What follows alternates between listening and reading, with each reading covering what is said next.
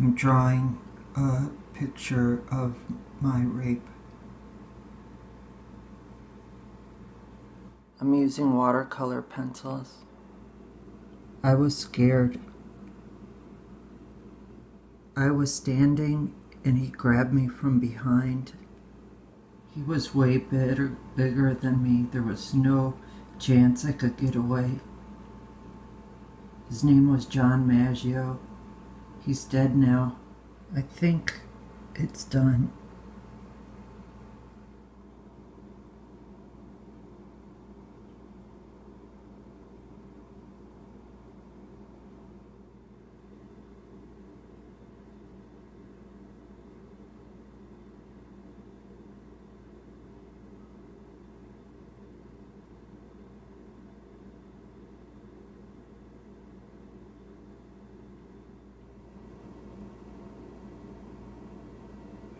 I was all dressed up in lingerie, partly to excite him, but I didn't have anyone else I could be myself with.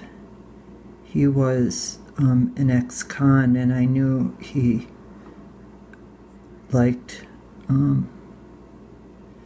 especially young men, boys really, and I had met him through my friend Alan Vujica, and we were doing heroin and crack and drinking, I think, that night. And he turned on a porn video, and eventually he got so frustrated with me just being confused and not wanting to have sex with him. I wasn't attracted to him, but I thought I was supposed to. So he grabbed me from behind and said, "I don't know why I don't just rape you right now." I said, John, please stop and set me down. I promise I will have sex with you. If you just set me down, I want to do it just on my own terms. If you please just set me down, I'll do it. I promise. John was a bodybuilder. He was really strong. He worked as a delivery person for the meatpacking industry. And, yeah, he'd been in jail. And, he was much shorter than me.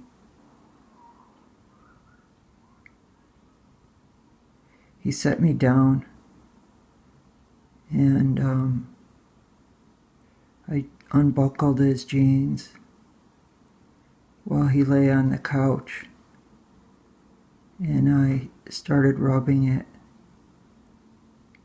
and then I started licking it, and I licked it for a while, and then I started trying to get him to get off, so I used my hands. And then I took my hands off for a second, and he came, and he was very upset, and he stormed out of the room.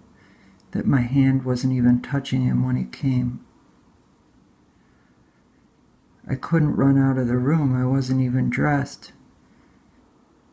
And I think it was winter.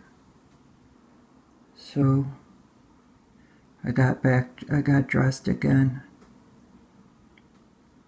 He came back. I had been going to the University of Iowa for my undergrad, and I had relapsed. And so I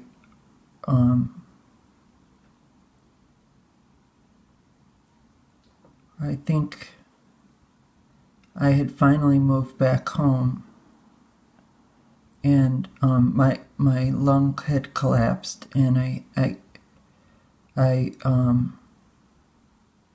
had to move back home. Well, my stuff was still in Iowa City, but then I'm not sure whether or not I was living between home and Iowa City at the time, but anyway, I was addicted to the Demerol that gave me in the hospital. And so I wanted the crack and the heroin. And I came to pick up John to help me go get it in the city. And so I think this must have all been around 1998 or so. I was transitioning while I was in Iowa City. It was kind of like living part of my life as a woman, but I only had a few friends who I could kind of be with. I mean, I was a loner. I didn't really need to be with people in order to be myself, but like I didn't have a name, and I wasn't on hormones,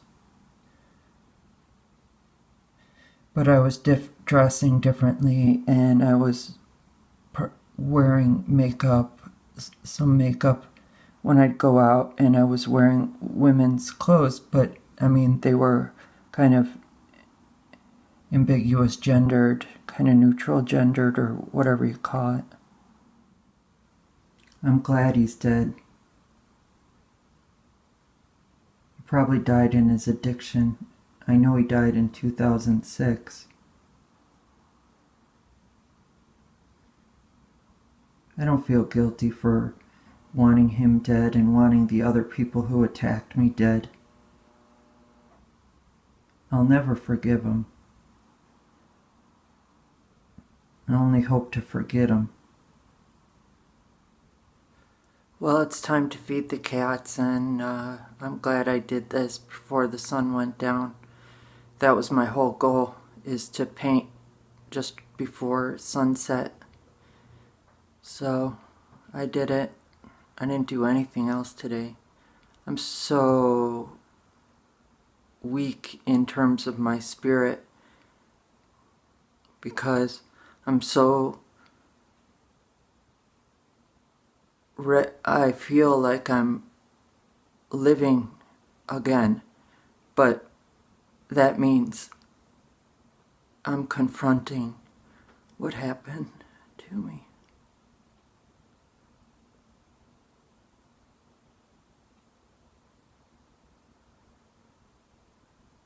My first instinct is to say it didn't happen.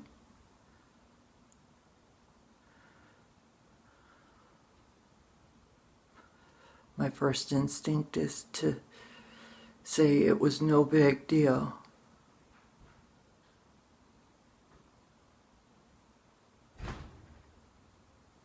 I have to fight that instinct.